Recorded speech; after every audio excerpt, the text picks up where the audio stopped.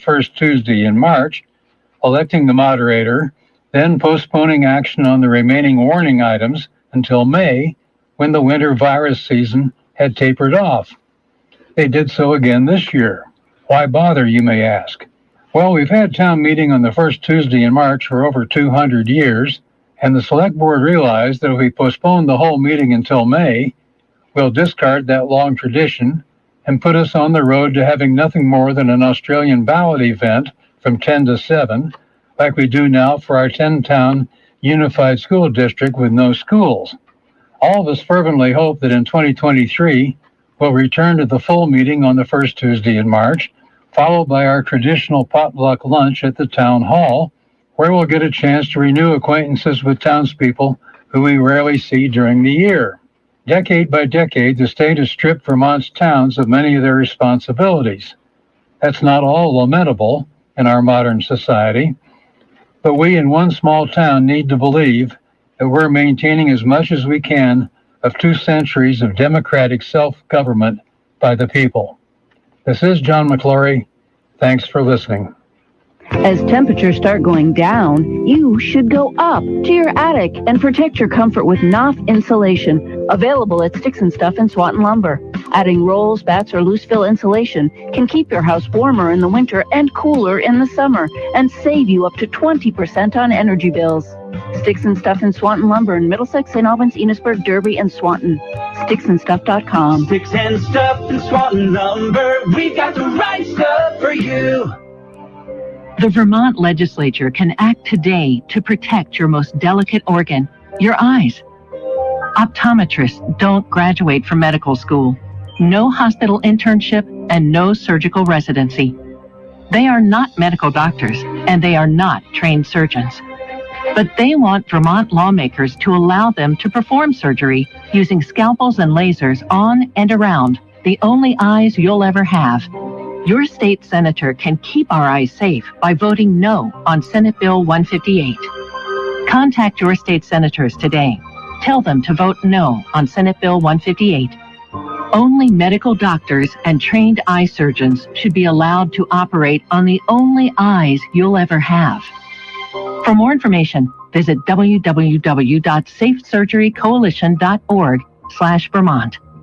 Paid for by the Vermont Ophthalmological Society. WDEV at 90 is brought to you in part by New England Municipal Resource Center, NEMRIC, supporting strong communities by helping local governments since 1986. The Brady Farkas Show is produced and funded by WDEV and the Radio Vermont Group. We welcome listener feedback. Email your comments to wdev@radiovermont.com. The teams you care about. When you think about the Patriots' needs this offseason, look for one trait: explosiveness. The stories that matter to you. I'm not convinced that Ben Shungu, that he's not the league player of the year. This is your home for New England sports. Bobby Dahlbeck playing third base this year? Now that is interesting.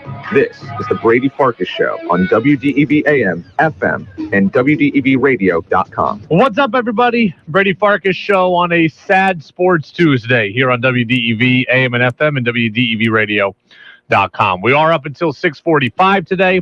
High school basketball takes our place after that. Boys playoffs, they kick off tonight. Playdown game, Mill River at Hazen. Brent Curtis will be on the call. I've completely changed up the show plan for the day. I was really prepared to have a talk about a Major League Baseball deal, and I was going to talk about every intricacy of the deal. I had a whole segment on expanded playoffs. We're scrapping a lot of that because today is turning into a totally different show plan. Coach Brennan's going to be with us. He's going to be with us now at 6:05 instead of 5:45, and that's the reason, because I need to just talk with you for the first half hour. So Coach Brennan, nice enough to accommodate us on that front. We'll talk with him. UVM men's basketball playing their last regular season game of the night tonight. They're taking on Maine. That game is up in Bangor at 7 o'clock. The Catamounts are going for 17-1. The Napa-Morrisville, Napa-Waterbury text line is open, 802-585-3026. your locally owned Napa stores in Waterbury and Morrisville. Facebook Live is open as well. The YouTube Live comments are open too, so you can get in wherever you want to. And let's just start here. Let's just start here. Here's what has transpired in the last 24 hours of Major League Baseball. Last night, I went to bed feeling really good. I stayed up until 1:30 in the morning last night following the negotiations. The two sides, they met for 16 and a half hours. We were getting told they were close. They were in agreement on a 12-team playoff. They were getting closer on the financial stuff. They extended out the deadline to today, thinking they could get the deal done. And then at about noon, you started to get the leaks that things weren't really going that well. That last night was Major League Baseball issued propaganda, and it was never that close, and that the league was just looking to make it look like it was close so that we'd all turn around and gang up on the players instead of on the owners. And then Major League Baseball, the rhetoric apparently was, this is our best and last offer. And then the players rejected that best and last offer. And now Rob Manfred is clumsily speaking as we speak about why this has happened. And there's no deal. The two sides are leaving Florida. We don't know when the next negotiations are going to be. Rob Manfred has now made the decision to cancel the first two series of the Major League season. And for what it's worth to you Red Sox fans out there and me as well, first 6 games of the Red Sox season were all at home. So now, even at, let's just say magically, opening day becomes April 7th, and all we miss is the first 2 games of the season. We're not going to get a season where the Red Sox play 81 games on the road and 75 games at home. So right off the bat, not only are we missing games, we've got competitive imbalance, and I only think it's going to get worse. At this point, I am as down on this as I have been at any point throughout here. I don't know that we're going to play before June. I could see maybe Memorial Day weekend, whenever that is, a Major League Baseball return for opening day. I don't know, but it would be 2 months later than it's supposed to be. What does that mean? We play 110 games? I'm not sure. But that's where we're at. Last night, I went to bed thinking a deal was going to happen today. I woke up with optimism. I woke up excited. I even told the bosses here, I'm like, hey, get the sales staff on the Red Sox advertising package. We're going to get a full 162. And today we find out we're missing at least 6 games, and I would anticipate more. And look, we've talked about the logistics. We've talked about what everyone's fighting for. We've talked about the owners being penny pinchers and the players maybe being a little greedy here. We've talked about the CBT. We've talked about the pre-ARB pool. Today is not the time for that. Today is for emotion. I don't know that any of you care about the exact issues that led us here. You just care that we are here. How are you feeling? 802-585-3026. That's it. How are you feeling right now? I feel a lot of different things. One, I feel like a rube that last night I went to bed thinking there was going to be a deal. I generally am a don't ever get overconfident. Don't ever jinx something guy. Last night, I went to bed, told my fiance, I think we're going to have a deal. I told the boss today, think we're going to have a deal. And now there's no deal. I feel like a rube. I feel like I was lied to. I feel like I was played. I feel like I was part of the Major League Baseball machine into thinking that we were getting close on this thing. So I feel stupid and duped. That's part of this for me. And 2, I just feel sad. Major League Baseball is my favorite sport. And as I've told you before, I understand that football is most of your favorite sport. That is why we talk football more often than anything else, because it is what you people care about most. I care about baseball most, and we're not going to have it for God knows how long. And it's just frustrating to me. It's frustrating to me that the people, the owners in charge of the sport, are doing what they can to hurt the sport. I don't believe that people are trying to ruin the sport, but as I told you yesterday, the Major League Baseball owners see baseball as they see it as only a business. As a fan, you see it as a game. The Super and the Woods fans see it as a game and a business. The owners see it as only a business. Owning a team is supposed to have some civic duty to it. It's supposed to come with some civic pride. And right now, the owners have nuked that into outer space. It is unfathomable to me that the people in charge of the game, the people who are supposed to be growing the game, the people who are supposed to be the stewards of the game, are doing this to the game, and it didn't have to happen. Remember this. Major League Baseball's lockout took effect on December 2nd, and Rob Manfred at that time said that this was the best way to preserve the season. Major League Baseball didn't have to lock out the players. This is not a strike. Major League Baseball chose to implement a lockout. They did not have to do that.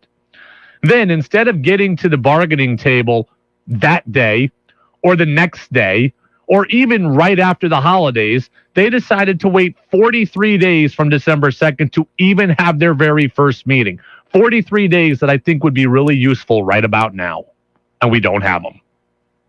43 days went by where Major League Baseball and the players could have been talking, and the owners who implemented the lockout never made the move. They never made the call.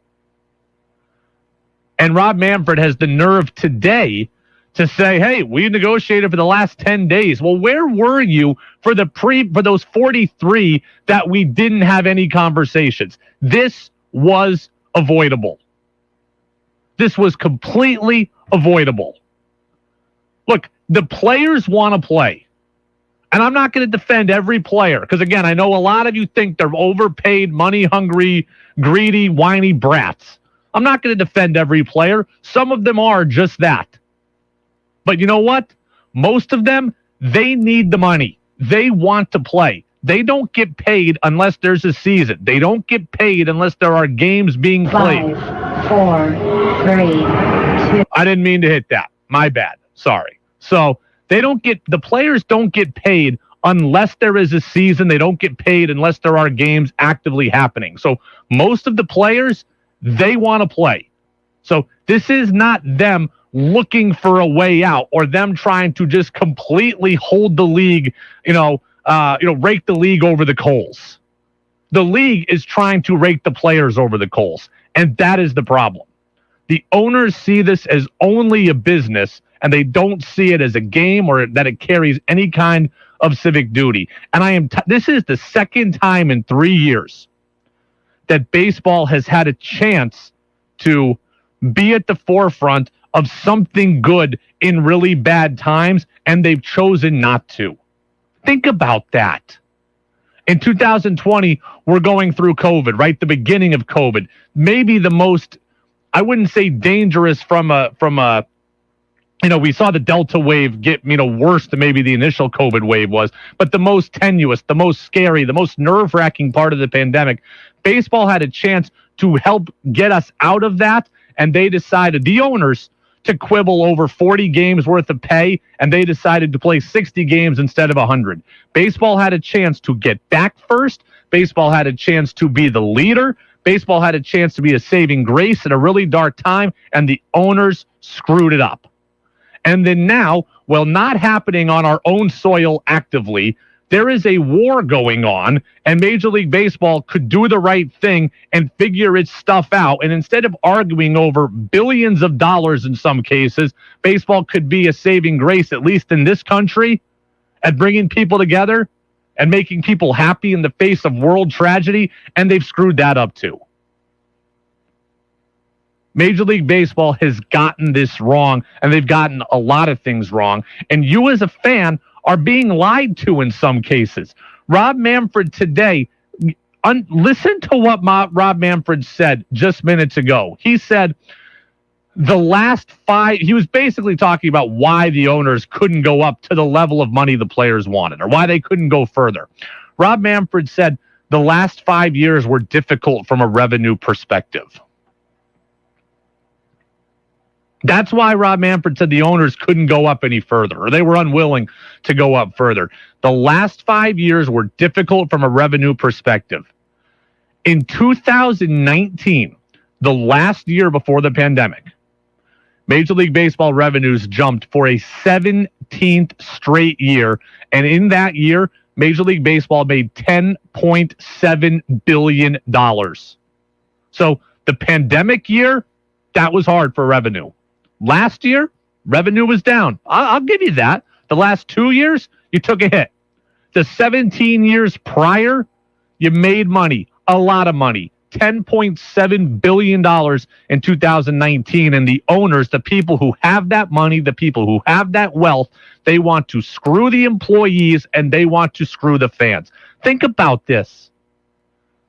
If your business was making money hand over fist every year and you were all of a sudden getting less and less and less, wouldn't you be PO'd? I'm not asking for every player to drive a Bentley and to make $40 million a year. But if the owners are going to keep getting more and more and more, the players can't be making less and less and less. And the owners don't seem to care, and they don't seem to see it, and they're taking it out on the players, and they're taking it out on their fans. The players make the league. I've never gone to a game to see an owner before. A lot of fans couldn't even tell you who their owner is, nevertheless the owners of the other teams in baseball. But you can tell probably every other team's best player. The players make the game, and the owners are trying to prove a point that the players aren't that important. They are. The whole thing is ridiculous. 802-585-3026. The whole thing is ridiculous. The whole thing is sad. And I'm going to paraphrase the lyrics of a song that I used to remember hearing in college. I love you, baseball. As simple as that. But how much would it hurt to show a little love back? I love you, baseball. It's as simple as that. But how much would it hurt to show a little love back? I'm tired of baseball hurting itself. I'm tired of it hurting us. I remember writing a letter to Commissioner Bud Selig when I was a fan when I was like 10, like, please don't let the players go on strike. This stuff has happened before. I was talking to my dad earlier. He was shocked. Look, it's been 27 years since the last baseball work stoppage. 1994, 27 years ago. So it's been a long time that we've actually had a work stoppage, but there's continuous animosity on the side of the owners and the players. Every couple of years, we get something that they're upset with each other. Figure it. My college baseball coach used to say, Farkas, F-I-F-O, figure it the blank out. Figure it the blank out, everybody. The owners are vacationing in Tahiti and living on yachts, and they want the players to make less and less and less. I don't think that this is that big an ask for the players to be treated what they are worth and be treated fairly. The owners chose the lockout. The owners chose to not meet for 43 days. The owners chose to impose deadlines. The owners chose to try to bully the players, and the owners tried to, get them at the last second here. They're trying to get them in the court of public opinion saying, well, hey, we made our last best offer. You made a lot of bad faith efforts. Major League Baseball didn't try that hard, and apparently they don't seem to care. Ray in Warren, let's see.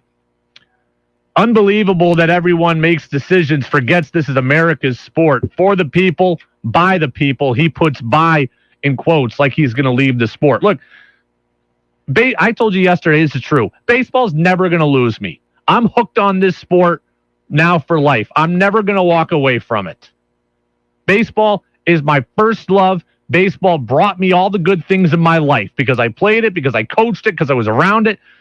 All the best relationships in my life are because of baseball. All the best memories in my life are in some way tied to my love of baseball. Either people I met through the game or things that we did through the game. So I'm in. So this isn't about losing me. I'm PO'd, but the first minute that I hear a deal's done, I'm going to be happy again. But I'm still sad that we're at this point because the game didn't need this, and the owners chose it. And that frustrates the hell out of me. When you're supposed to take care of something, when you are supposed to value something, and you have people that depend on you, meaning us, the fans, and people who work at the stadiums and work in concessions and work at parking who now don't have jobs, and you screw all of them over, then That is a you problem. This was an owner's decision. This is an owner's problem, and I can't get past that. Ray says, I'll never leave the sport too, but nobody else will enter the sport. I don't know. I don't know. I keep hearing about how baseball is going to die. I see a lot of people who are mad about the sport today. There are clearly a lot of people who care about it. So I don't know exactly where baseball is going to go as a result of this. There are a lot of people who think the baseball season's too long anyways. There are some people who would rather see them just play 100 games and make it more of a sprint. So some people will probably end up okay at this. But I'm just upset that the people who are supposed to care about the sport evidently do not. That is something that I can't get on board with and that I can't get okay with. 802-585-3026. Somebody called in a little while ago and they left me a voice message. And the voice message says, don't give out your phone number if you're not going to answer it on the air. Now, this person is calling me for a third time. I'm going to tell this person here, I'm going to hang up. Here's what's happened. I have said this before. So, unnamed caller who is trying to call right now. The text line number is just that. 802-585-3026. That is not a call-in number. That is a text number. All I can take on that is text messages. You can call, you can leave a voicemail, and I can play that voicemail back, but I cannot answer that call on the air. It's wired through different things. So if you want to leave me a message about baseball, I can take it and play it. I cannot answer the text line number. It is a text line number only. 802-585-3026 is solely a text line. So I'm not trying to ignore you. I would love to hear from you, but I can't take the call. Someone says it's wired different. I didn't know it was a text number. You didn't explain that. I have explained that many times before. Doesn't mean you were listening then. That is not your fault. It is just true. I don't explain it every single day. So I think we're both perfectly okay. So if this is your first time listening or your first time you ever desired to call, send us a text. Leave me a voice message. I just can't answer it. Bob in Moncton. Brady, I'm a casual baseball fan, but haven't some players signed record-breaking contracts in the last few years? So basically, the players aren't getting screwed as much as maybe I say they are. Bob, it's a fair question. And for a casual fan, perfectly fair. There are several players that make a whole lot of money. There are several players that I think we'd all argue make more than maybe they need to make, right? Francisco Lindor, 10 years, $340 million contract. Mookie Betts, 10 years, $340 million. Marcus Semien signed a $275 million contract. There are a number of players that make a great deal of money. That is very true. 65% of major league players last year made under $1 million. So the vast majority of players, they're not swimming in cash. Some are. Some absolutely are. And the problem is that the owners will pay the extreme superstar, but they won't pay anybody else.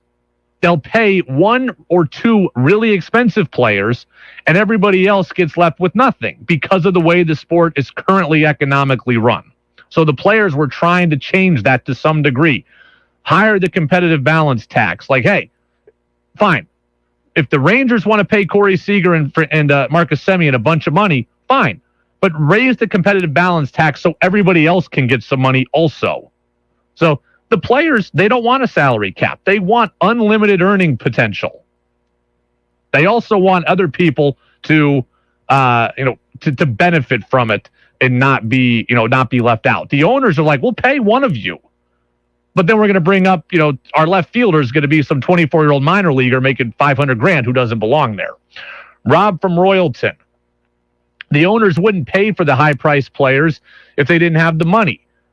Those are their movie stars. They're betting on their movie stars to bring in money for entertainment, and for 17 years, it's worked out in their favor. So it sounds like maybe Rob is on the owner's side here. Steve and Barry, I'm a professional labor negotiator. Oh, boy, here we go. Well, now I wish I could take Steve and Barry's phone call. Maybe we'll get Steve on at the commercial break. Thanks for the explanation. I'm a professional labor negotiator and have been for 48 years. I read the contract between Major League Baseball and the Players Association, and I know budgets, and I do know money, and I can understand at least 20% of the clauses which deal with capping market variation and a bunch of variables I've never encountered in any other setting. So the entire negotiations are in the hands of labor economists who talk a language that only they understand. That said, once again, it's the owners who are creating the problem. Bosses have been doing that for hundreds of years. Thank you very much, Stephen Barry. And professional labor people can't understand what's going on. I didn't want to get so deep into the weeds on this. Here are the issues at the biggest issue at hand. The competitive balance tax is the biggest one. Right? So here's how this goes. This past year, this past season, the competitive balance number was set at $210 million. If a team spends over $210 million, they get punished. If you spend over $210 million for 2 years or 3 years, you really get punished. You pay a tax for every dollar over $210 million that you go. If you go over for a couple of years, you lose draft picks. So you can spend a lot of money in just tax fees. So Major League Baseball owners have decided over the last several years, we don't really want to hit the 210 number. We don't want to pay $210 plus million in salary and then get hit on overage charges. That makes sense, doesn't it? Owners don't want to spend. So now owners are saying, like, well, we're not going to spend to that limit. We don't want to go over it. So as a result, what happens? Players start getting less and less because we want to stay as far away from 210 as possible. We don't want to risk going over 210. So teams have stayed away. So spending has been suppressed. The players are trying to get it pushed higher. The players want it to go to 240, saying, look, we want you to spend more money. If the penalties don't exist at 210, you'll spend more. Let's get the penalties starting at 240. That's what the players want. The owners say, no, we'd like it to stay at 210. So the owners keep getting richer and richer and richer, and they want to keep paying the players less and less and less. So that's what the number one issue is here. There's a lot of other things here. That's the biggest one. So 802-585-3026. Let's get here. Napa Morrisville, Napa Waterbury. Text line, let's go back to it. Travis says, Brady, you and I sit at the same table when it comes to baseball. I'll probably always be a baseball fan and love my beloved Cardinals, but today, another black eye for a sport that has plenty of them. Very frustrating at a time when there could have been so much positive. So, yeah. I mean, baseball had a chance to do a lot of good. It had a chance to do a lot of good for this country in 2020 at the height of our COVID uncertainty. It had a chance to do a lot of good, and it has a chance to do good now, and it's choosing not to. So more text, 802-585-3026, Napa Morrisville, Napa Waterbury text line. Mary from Randolph Center. I don't know a lot about who wants what, but I'm sad. As a fan, I look forward to my Red Sox games on WDEV. If not for us fans, baseball wouldn't be such a big deal. In light of the situations of COVID and the Ukraine, come on, owners, get a grip and let's play ball. Completely agree, Mary. It's today, for me, isn't really about who wants what. Both sides have some points. The players have far more, but the owners have some. I told you from the start, I'm on the side of the players, but they shouldn't get every single thing that they want. Today's not about that. Today is about not what they're not getting. It's about what we're not getting. And what we're not getting is baseball when we're supposed to get it. And I don't know when we're going to get it. Hockey lost an entire season in 2004 and 2005. Wasn't good for the sport. Basketball lost some games, at this point, maybe a decade ago. Now, basketball has seemed to come out okay overall, but they lost games. Hockey lost more games in like 2012-13. This stuff is not good. Labor strife is not good. Bob says that 210 number should go up as player market value goes up. It should go up as inflation goes up. Like, think about that even. I mean, that last collective bargaining agreement was signed in like 2016. Just justifying for inflation, that number should go up from 210 on the collective balance, on the competitive balance tax. Now, what that number is, like the equivalent of that, maybe it's 215, maybe it's 218. I don't know. But the players wanted it at 240. Fine. Meet in the middle of 230. Let's call it a day here. The owners have the money. The players can come down a bit. The players deserve to get a piece of this pie. Major League Baseball went up 17 straight years in monetary value, and the sport made $11 billion in 2019. Brady, if you need to appeal to patriotism now that people are feeling it, the USA, mom, baseball, and apple pie. So baseball's supposed to be a part of that. Hot dogs, what's that thing? Apple pie, hot dogs, baseball, and Chevrolet or something like that. That old commercial from back in the day. That's what we need here. So, yeah, a little Americana. It's not helping the local stations that carry the games like you guys at WDEV. Yeah, look, it hurts us, but trust me, if Major League Baseball doesn't care about its fans, Major League Baseball doesn't care about WDEV. We're going to air the games when they happen. So, I'm not in sales. That's above my head on the department front here. No, it's not good for us to not have games, but I'm more mad today as a fan than I am as somebody who works at the radio station. Trust me on that. So, frustrating. The only good thing out of this, seriously, the only good thing out of this is that the Brady Farkas show, this show is set to, be cut off almost every night because of Red Sox games. More Red Sox games that we missed, the more regular shows we could have. That is the only victory in this is that I get to hang out with you people for a full show more often. That's it. That's the only benefit. Major League Baseball has taken out everything else that's good. It's just a sad day. And it didn't need to happen. It didn't need to happen. And here's what else is frustrating. Major League Baseball is the one putting out the deadlines. Why can't they meet tomorrow? And the next day. And the next day. But no, today, Rob Manfred says this is enough. And we're canceling the first two series. It seems like the owners don't care if we play. As long as they get their money somehow from playoff revenue and all that, they're going to be good. They don't seem to care if we play. It's the Brady Farkas Show on WDEV, AM and FM.com. Okay, we just did 30 minutes commercial free. So I'm going to have to take a commercial break. We're going to get a national news update from CBS News. Thanks to all the passionate texters who got in there. That might have been the most text we ever got in one segment. So appreciate all of you getting in. We'll get back into it as we go, and Coach Brennan, who so patiently is standing by for me, is going to talk a little UVM hoops with us. That'll put a smile on my face talking to Coach Brennan. That's next on WDEV. This is WDEV, Vermont's news station, owned and operated by the Radio Vermont Group. From the top of Sugarbush, 96.1 FM, WDEV Warren and Waitsfield, 96.5 W243 Barrie, 98.3 W252 CU Montpelier, along with our founding station, AM 550 WDEV Waterbury Montpelier, streaming at WDEVradio.com. 90 years of serving Vermont, the friendly pioneer, WDEV.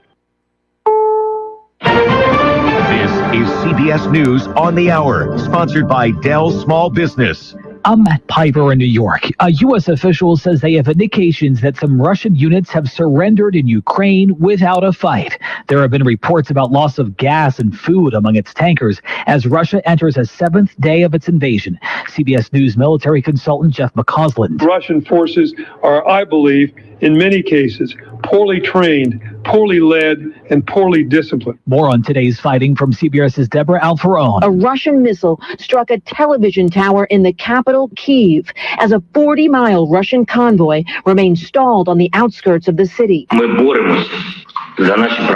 In an emotional address before the European Parliament, Ukraine's President Volodymyr Zelensky said his nation is fighting to survive this brutal Russian invasion. And in a sign of solidarity, European Union ambassadors at a UN conference walked out with Ukraine when Russia's foreign minister began his address. He was wrong. We were ready. Those are some of the words we've learned President Biden will say tonight during his State of the Union address about Vladimir Putin. More from our Stacey Lynn. He's expected to call Russia's attack on Ukraine premeditated and unprovoked. He'll address the actions of Russian President Putin, saying he needs to pay a price for his aggression. The big theme, American diplomacy matters. President Biden will also talk inflation, saying he has a plan to combat it. That includes making more products in America and not relying on foreign supply chains. Stacey Lynn, CBS News, Washington. Major League Baseball has canceled its opening day games and more with no agreement to end the labor dispute between owners and players. Not counting the pandemic year of 2020, it's the first time in 27 years that this has happened. Commissioner Rob Manfred. The calendar dictates that we're not going to be able to play the first two series of the regular season, and those games are officially canceled. Manfred says after 10 days of talks here in Florida, there are no new negotiations scheduled. He says both sides need to regroup and figure out a way forward. He says the owner's last offer was a fair one. The players say there are still significant differences. Peter King, CBS News, Orlando. It's known as Fat Tuesday, aka a big party in the Big Easy, as New Orleans transforms itself into a party city with revelers decked out in purple, green, and gold. It is the first full dress Mardi Gras in 2 years. Because of the pandemic, masks are required only in indoor public spaces. The Dow lost 598 today. The NASDAQ was down 219. This is CBS News. Dell Technologies advisors are here with the right Windows PC and tech solutions so you can stop at nothing for your customers. Call an advisor today at 877-ASK-DELL. A start to a simpler experience with Windows 11 Pro. The WDEV studio is sponsored by Sticks and Stuff and Swanton Lumber, Vermont's largest independent home center. Go to sticksandstuff.com for store locations and hours. Do you check your Google search results regularly? You should. People often get their first impression of you or your business online. Negative comments on the internet can impact your life and your livelihood. Take control of your online reputation. Get your free reputation report card at reputationdefender.com. It may reveal negative posts from an ex-employee, upset patient or client, news article, legal issue, or even exposed personal information right there in your Google search results. Uncover what's lurking on the internet about you with reputationdefender.com's patented scan and get your free reputation report card. Or for immediate assistance with your reputation, call 800-401-6681. Our cutting-edge technology helps make your Google search results look their best. Call 800-401-6681. That's 800-401-6681. 800-401-6681. Or take the free scan at reputationdefender.com. WDEV, Vermont's news station, is your source for up-to-the-minute news at the top and bottom of the hour. This is CBS News on the Hour. Your home for original reporting. Special events. Hi, fellow Vermonters. Good evening. I'm honored to speak with you tonight, to have earned your trust through challenging times, and to serve as governor of the state I love. And breaking news. Good afternoon, Lee Cattell in the Radio Vermont newsroom. Vermont's news station, WDEV AM and FM, and streaming at WDEVradio.com. Want Brady to hear your opinion on the sports stories of the day? Text in at 802-585-3026. Now it's back to the Brady Farkas Show on WDEV AM, FM, and WDEVradio.com. Welcome back in, Brady Farkas Show, right here on WDEV AM and FM and WDEVradio.com. I've got a rare segment coming up on the New York Giants, actually. Someone we don't talk enough about the Giants. I got to admit that. I know there are a lot of Giants fans in Vermont. I know obviously we have listeners in New York as well. I know the Giants used to have training camp at St. Michael's College, so there are a lot of Giants fans in our area. And as much as I like the Patriots and we're tied in with the Patriots, and it's important, that we are in New England and we strengthen our brand with the Patriots, I should talk more Giants. So we have a Giant segment coming up here, especially in the off season. Get to some Giant stuff. So I got a Giant segment here in about 20 minutes. Coach Brennan is going to be with us here momentarily. Ray and Warren, though, sends me a very nice message that actually means a lot to me. This is not a fun day for me. Like, as a baseball fan, this is a dark sports day. Ray makes it a little bit better. He says, Brady, thank you for your open format and how you handle all that comes to you. I do not always agree with your opinion, but you are one of the best things that has been added to WDEV, ! Not that they needed much help being legit. That's true. But you take it up a notch. So thank you very much, Ray. And look, telling me you don't always agree with my opinion, that is not a insult to me. That is not something that offends me. That's the fun of the business, right? Like, I think about what some of the most fun moments to me as a sports fan are. You know what they are? Their conversation and their debate. Like, when I was a little kid, and I'm sure a lot of you either remember this yourself or have kids that are going through it now, or at least in a normal time for them where they were going through it. Some of the most fun I had was coming home from school, back of the school bus, arguing with my friends about sports. Who's better, Jeter or Nomar? Who's better, Jeter or A-Rod? Is so-and-so going to get into the Hall of Fame? And then, I go to high school, and you know what the most fun was? The most fun was going to the lunchroom, sitting with my 8 best friends, and arguing about sports and talking about fantasy baseball and coming up with ridiculous fantasy football trades. Like, the fun of the bit, like, I get to do that, but as my real life job. That's the best job in the world as far as I'm concerned. The thing I loved to do as a kid in 3rd grade, the back of the school bus, I get to do now.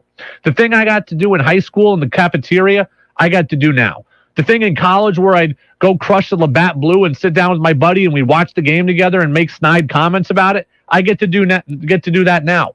Ray, you telling me that you don't agree with me, that's the fun of the business. What fun would it be if everybody just agreed with me? You people on the text line make this show great. I've said this from the start. Yes, my name is on the show. Yes, my voice is what you hear. But this is your show as much as it is mine. The text line going off like it was today, with emotion and with people's reaction and with people's thoughts and with people's questions and with people's opinions, that drives the show. Yeah, hopefully I do a good job at navigating all of that. That's what I'm trying to do, but I'm driving the bus, but you guys are helping me steer it. The text line community is awesome. Facebook Live, YouTube Live is awesome. I see people in there listening to us now. I mean, we got Joseph, we got Frank on Facebook Live and YouTube who are watching right now. This is the fun of the business. So, Ray, I appreciate that you like the show. I appreciate that you contribute. And you not agreeing with me, keep on not agreeing with me. Be respectful about it. You are. Everybody else is. And we'll keep having fun. And this show will keep growing and keep, hopefully getting better and better. 802-585-3026. We're going to dial up Coach Brennan. But as we do, I got to play the Coach Brennan intro because we always play Coach Brennan at 5:45. Usually it's coming right out of a commercial break, so I get to play my Coach Brennan intro. It is March. March Madness is officially upon us. I got to play it. He led Vermont to its greatest win in program history.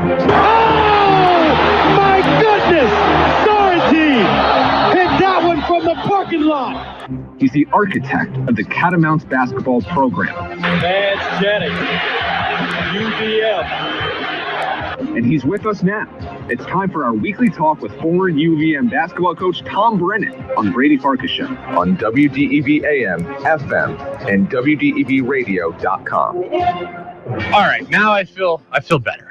We can go out to the phone line now and bring on Coach Brennan. UVM men's basketball 16-1 in conference play. They're going to close out their regular season tonight on the road at Maine. That game's going to go off about 50 minutes from now. The Catamounts are looking for 17-1 inside league play. Coach Brennan, thanks for being with us. It is now March, so I got to ask you, as a college basketball guy, what do you like better, the first day of March or the first day of the season back in October? Oh, March, without a doubt. For me, that's not even a discussion, because now you've been through all the hard part. You've been through all the hard part with the weather, everything. The days get longer. I can remember driving over a couple championship games. Now that was March 17th, 15th, 12th, somewhere in there. But it just was, the days were brighter. It just was really exciting. And the thing about this is, that if you win, you keep going, and if you lose, you go on vacation. So it's not the end of the world either way. But except when you got a team like this. Now, obviously, I feel very strongly about our chances to advance. But, I mean, talking back in the old days when I was 3-24, there was some nice thoughts to say, you know what, we don't have to play anymore for 6 months. But that's not the way this group is now. That's not what this program has become. No, certainly not. Cats end the season tonight, regular season tonight, on the road at Maine. Maine's in last place. It's a long trip. How do you keep everybody focused and motivated going into this one? You know what? I don't. That's a good question. Davis, I don't think Davis is going to play, but he's going to go, which tells you the kind of teammate that he is. I don't know. I don't know what it's as meaningless as it can be, except that every day we're playing for a seed. We're playing to go from 14 to 13 if we can. And so that's why, all right, we had one bump in the road. It's allowed. You sure you'd rather be 18-0, but 17-1 will be just fine. But if we have two, that's not a good sign. TB, I've used the word concerning. I'm certainly not ready to say worried, but the last two games have been concerning to me. Big lead against Binghamton, evaporated, got it down to 10 or so, and they had to kind of hold on to it at the end. UMass Lowell, they were up big in the first half, had to hold on to it at the end. 10 for 49 from three in the last two games. Haven't hit 70 points in the last two games. So I'm not ready to say I'm worried, but they were concerning trends. Do you buy what I'm saying? Absolutely buy what you say. But let me tell you this, my boy. The reason I buy it is because we saw it before early in the year, before we got pretty, before that stretch where we just really got rolling. We had times we didn't shoot the ball well, especially threes. We're not a great foul shooting team. But those things are not as concerning to me as they might be, because what I'm going to factor in here, Brady Farkas, is the toughness, mental and physical toughness of this team. I really believe they are the toughest team that I've seen there since back in the days when we had Hayne and Mo Bajila, Coppenrath, Sorrentine, those guys. And I put them in toughness order. But those other two guys did all the dirty work. We got guys that do that. Davis is so solid. So I just can't imagine. And I was a Warrior. I am without a doubt. I'm not worried that we're going to win 3 home games in the next week. I mean, I just think they're too tough.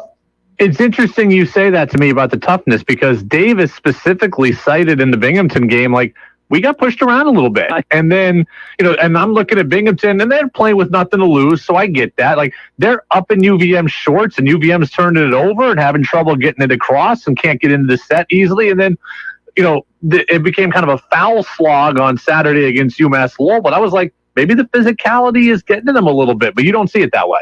I don't. Because I think they can handle it. I think they can adapt to it. I mean, you're not going to play a perfect game. We certainly are not. And so the idea that we can get careless and we can spin it up, we have done that. But I do believe that now that we start at 0-0 with 3 teams coming in here that we've probably beaten twice, and now we're playing to go play in the NCAA tournament, I don't think there's any way we stumble because we're not a hit or miss team. We're a tough team. We really get after it. Now, are we? Like I said, we don't shoot. If we're not shooting threes well, then we ain't as pretty. And we got to make free throws no matter whether we're hitting threes or not. I think we missed 6 front ends the other day, Brady. And that's going to keep anybody in a game, no doubt about it. But I do think the dog days have a little bit to do with it. I really do believe that. Former UVM hoops coach Tom Brennan with us here on the Brady Farkas Show on WDEV, AM and FM, and WDEVradio.com. Interesting dynamic. We've done this a couple of years where UVM will end the regular season at Maine and then turn around and play Maine right around in the first game of the playoffs. It's not that dynamic this year, but it looks like UVM is going to play UMass Lowell in the first round of the playoffs. So we just saw on Saturday. So how do you go about, playing a team in the first round of the playoffs so you just saw at the end of the regular season? Is that good? Is that bad? Does it matter or what?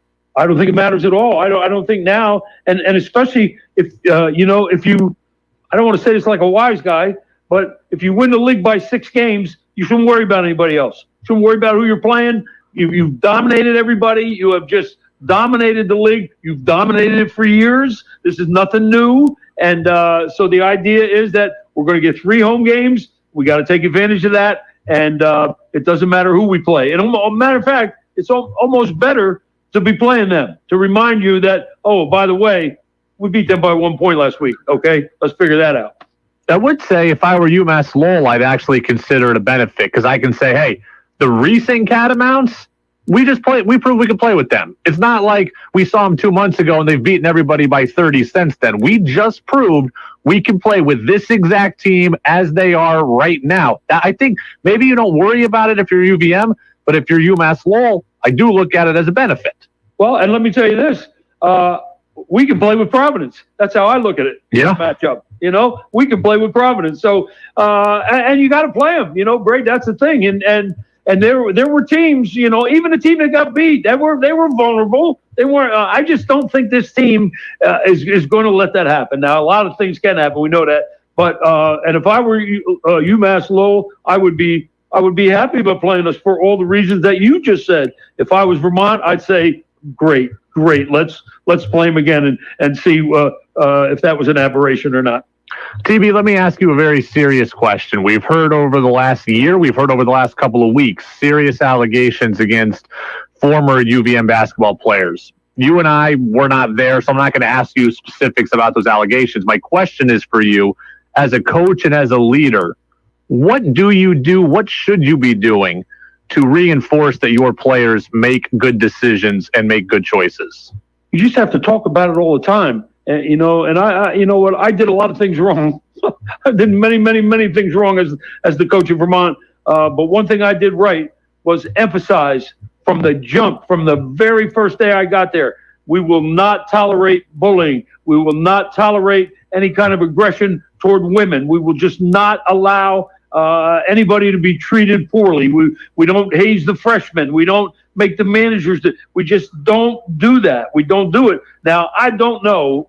I don't know anything about what happened or what didn't happen. I do know that even more now, Brady, they talk about it. I mean, they bring them in all the time. They put them in, what do they call it? You got to have meetings and, you have to understand and you have to learn and all that is great. And they do it way more now than I did it. And I did it just about every day. I mean, there was ever an example. And we, if you ever strike a woman, you're gone. Your scholarship is gone. Non-negotiable. If there's more than one of you in a room, you're out. We just don't do that. We are not having that. And, we were lucky, or I thought we were lucky, but obviously, again, a lot of these things are coming out, but, and a lot of them are anonymous, which makes it very difficult. I know I would just spend time with a former player who was accused anonymously. And how do you attack anonymous? How do you reply to it? So I don't know. I really hope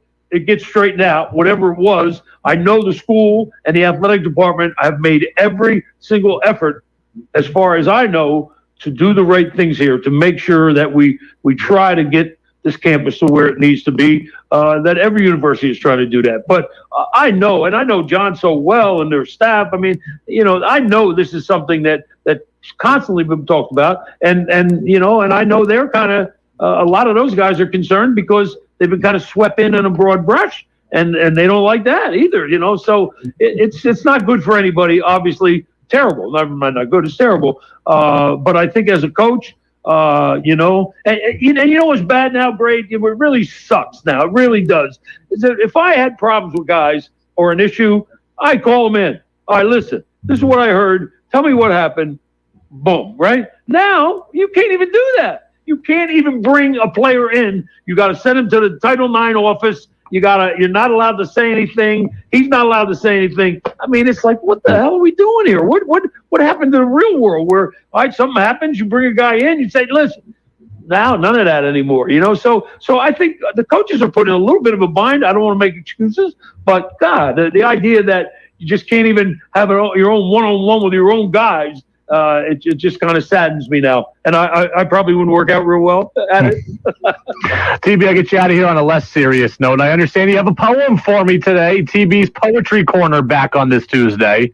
Always glad to contribute, my boy. Obviously, there was a little bit of wackiness in the Big Ten, so I'm reporting on that. The name of today's epic is the misunderstanding. You had Michigan and Wisconsin battling for Big Ten basketball glory, and you had Juwan Howard fighting in the handshake line like he was starring in West Side Story. Now, we know it's K's last month. He's been exhausted and moving slow. Then these two Big Ten babies decide they're going to steal the show? Please, Juwan, you're a Michigan man.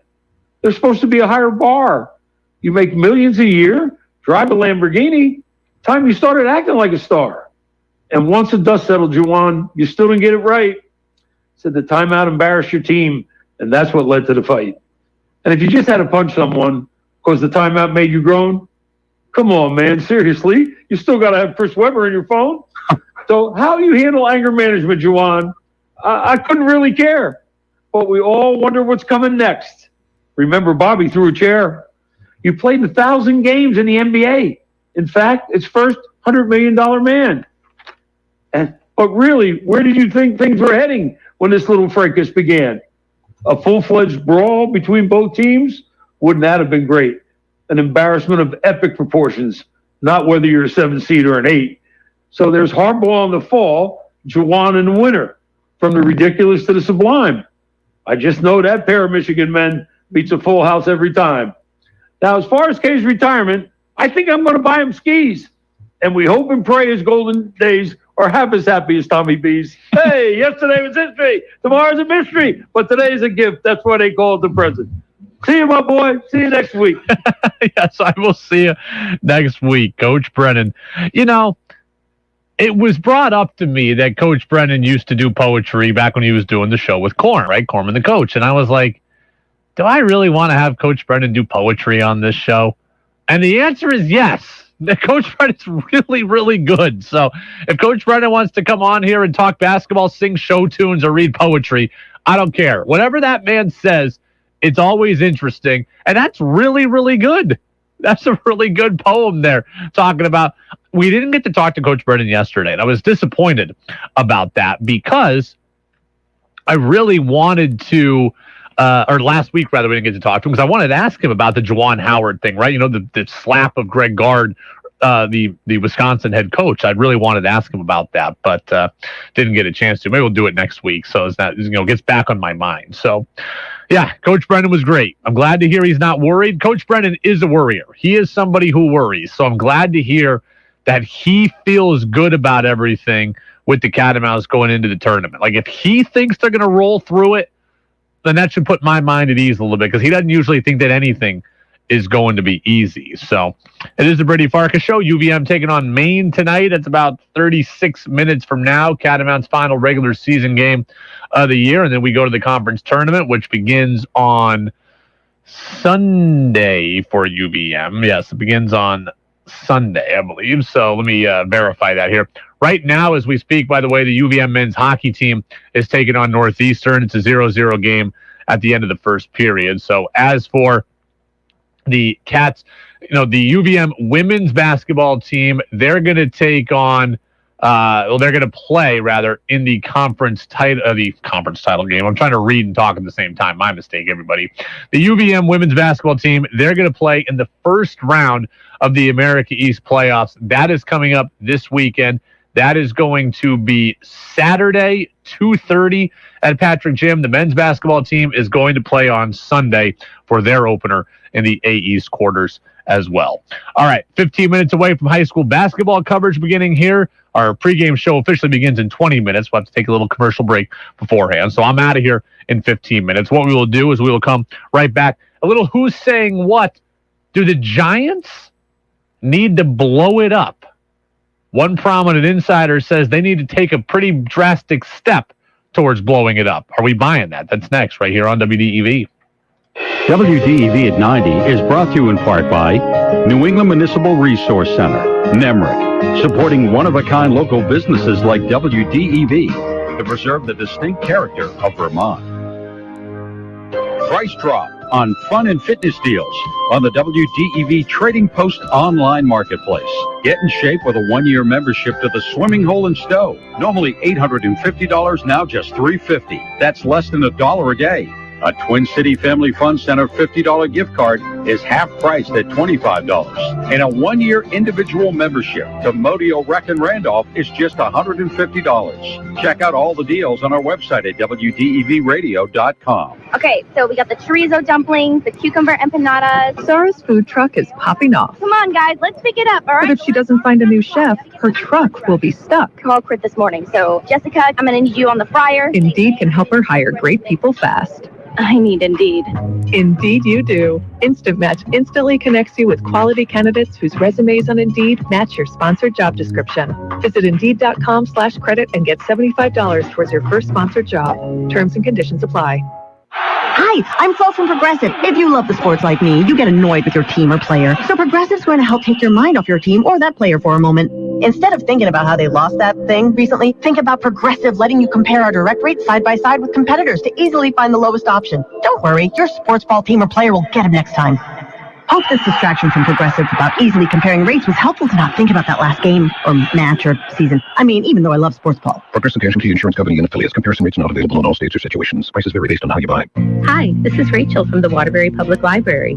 If you love to read but hate homework assignments, we've got the book club for you. The No Pressure Book Group is a laid-back gathering of book lovers, which you can join from the comfort of your own home. There's no assigned book, just share a new or old favorite and get great unexpected book recommendations from other readers. So stay home, brew a cup of tea, and join us on Zoom at 7 o'clock on the second Thursday of the month. Our next meeting is March 10th, and I hope to see you there. Visit waterburypubliclibrary.com for Zoom registration, and let's talk books. Sotheby's Honey, producing pure Vermont honey right in Morristown. Locally owned by veteran Zach and his brother, they offer high-quality bees, queens, raw honey, comb honey, and honey wedding favors. Sotheby's passion for bees doesn't end there. They also have bee education, pollination, beeswax products, and services. Sotheby's Honey, supporting the Elmore store and other general stores like it.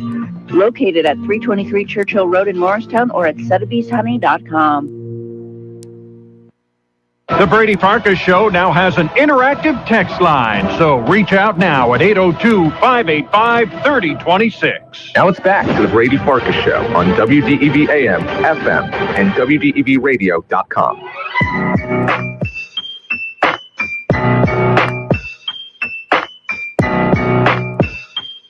Welcome back in, Brady Farkas Show right here on WDEV AM and FM and WDEVradio.com.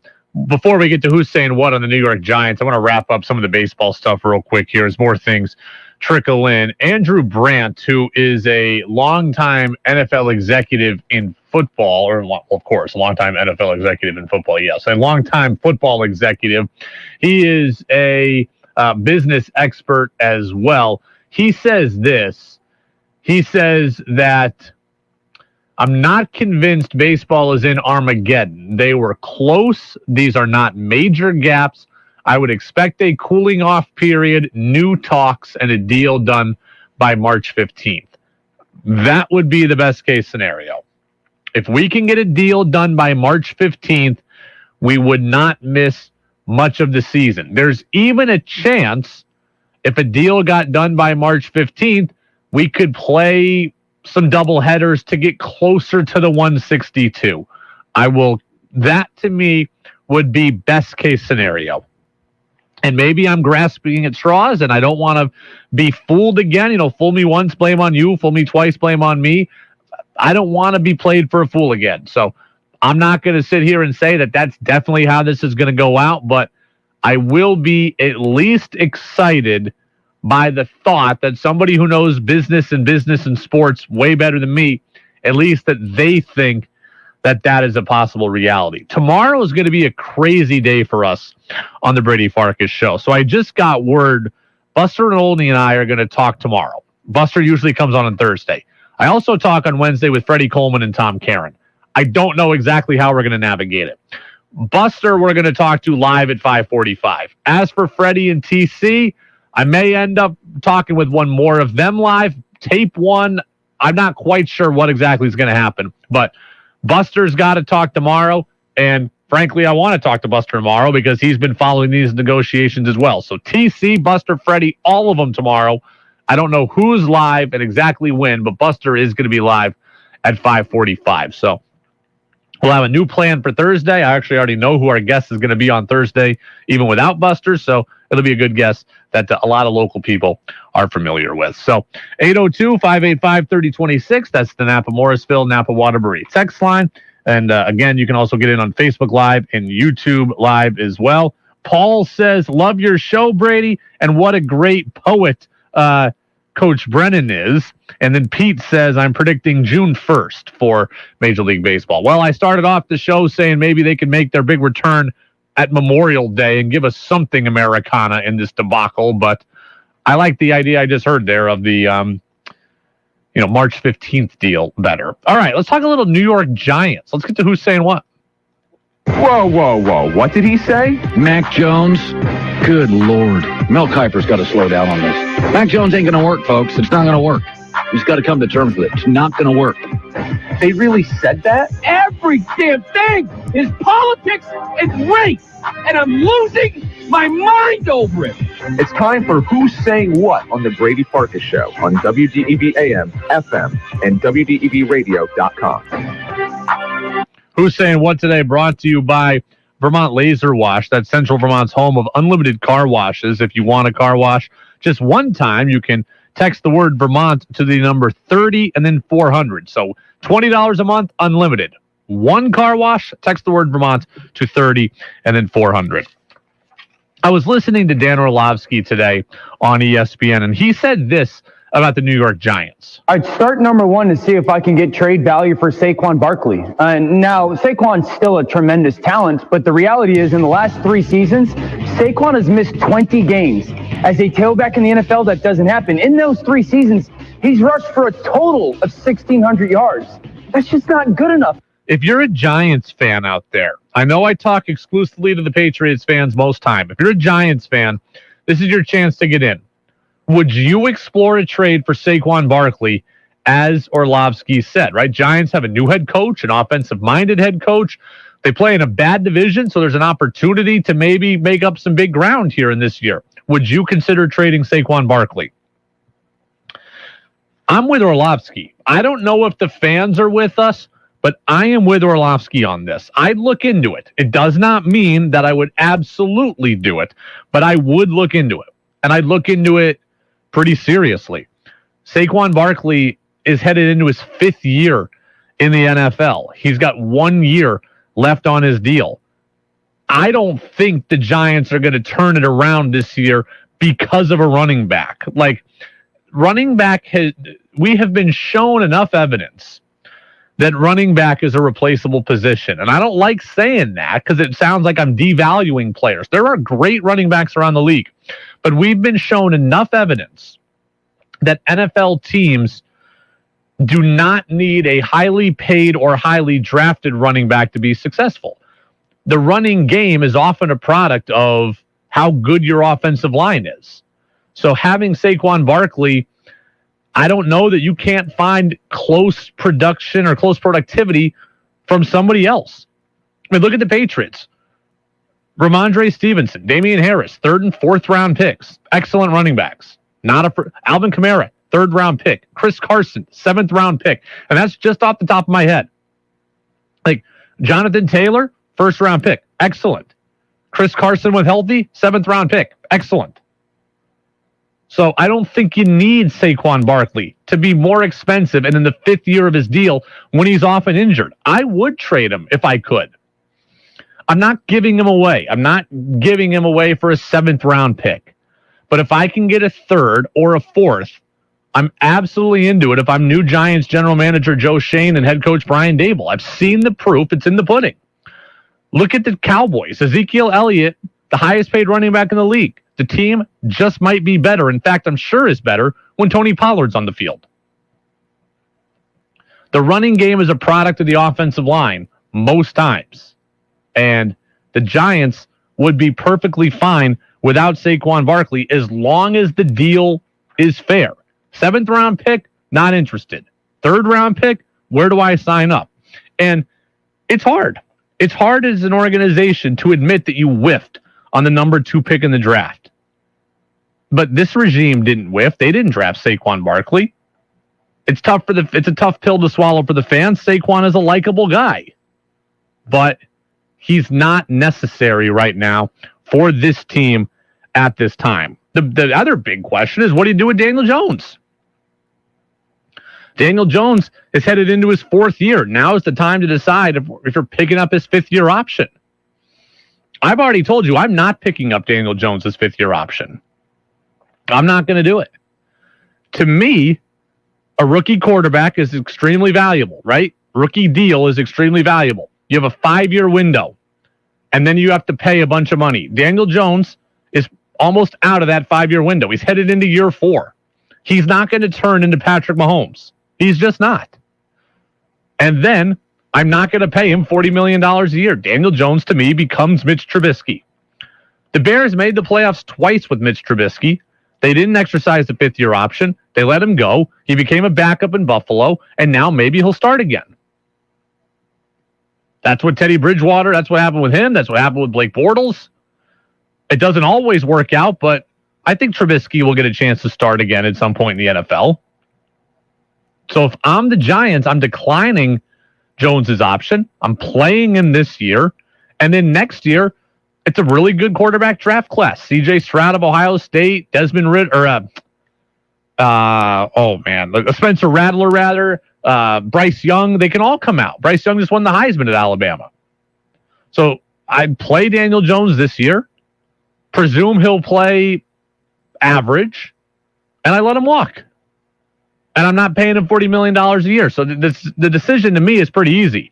And on the off chance that Daniel Jones is incredible next year, I've got the franchise tag in my back pocket. I don't think I'm going to need it, but I've got it in my back pocket should I need it. So I'm not interested in giving Daniel Jones the 5th-year option. I like Daniel Jones. I think he works hard. I think he's really been screwed by what exactly has happened here to him in New York. He's had 3 different offensive coordinators or 4 offensive coordinators in 3 years, and he's had 3 head coaches now. Like, this is a tough sled for him. But I think that it's pretty clear that Daniel Jones is not the guy that I'm going to roll with for the next decade at $40 million a year. It's just not going to happen. It's the Brady Farkas Show on WDEV, AM and FM, WDEVradio.com. I want to shout out everybody on the Napa Morrisville, Napa Waterbury text line, 802-585-3026. Also the crew on our Facebook Live chat and our YouTube Live chat. Remember, you can watch us here every single day. There's nothing else to say about Major League Baseball. It's a sad day. At some point, we're going to get a season. I hope that it comes sooner rather than later. You need baseball. I need baseball. The country needs baseball. And that's that. Hopefully the owners realize it. Hopefully the players don't get too screwed. I don't know exactly when all this is going to come down, but hopefully not too long. As it stands, 6 games canceled right now. The first 2 series of the season. And the Red Sox have lost 6 home games. So even if we started the season April 7th, we've lost 6 home games at this point for the Boston Red Sox. So for a team that went to the ALCS, you like to play at home and you'd get 8, you would have lost 81 now road games, 75 home games in this scenario. I don't know how much more. Buster Olney is going to be with us tomorrow. We're also going to talk with Tom Caron and Freddie Coleman. Buster's going to be with us at 5:45. TC and Freddie, I don't know when exactly. Major League Baseball, we do get one last thing. Bob Nightingale of USA Today. MLB wanted to implement a pitch clock, ban shifts, and have larger bases for the 2023 season. That came up the last couple days of talk. So I've got some thoughts on that, but right now there is no baseball to talk about. But Buster will be with us to talk about the carnage of baseball tomorrow. That'll do it for us. Full show podcast is available on Apple Podcasts and on Spotify. Remember, you can check us out there. Just subscribe to the Brady Farkas Show. The YouTube podcast will be up momentarily as well. So we'll get to that. And the show brought to you by Pro Driver Training, Vermont's premier truck driver training school. Off to high school basketball we go. Boys play down game. Mill River at Hazen. Brent Curtis is on the call, standing by. The boys playoffs kicking off tonight right here on your home for high school basketball. WDEV, AM and FM, always streaming at WDEVradio.com. We'll see you tomorrow. Early on, WDEV owner Lloyd Squire set the mission. No business or service exists entirely within itself. It must be a part of the area in which it lives, not just as a member of the community, but as a contributor to the life of that area. Over the decades, we feel WDEV has made valuable contributions, including local high school and college sports, and expanding our offerings with podcasts and our reach with streaming. Advancements my dad couldn't even have anticipated. What's next? We don't know, but we're hoping you'll help us experience it together. You can support WDEV with $90 to celebrate our 90 years and help ensure 90 more. You can send checks to P.O. Box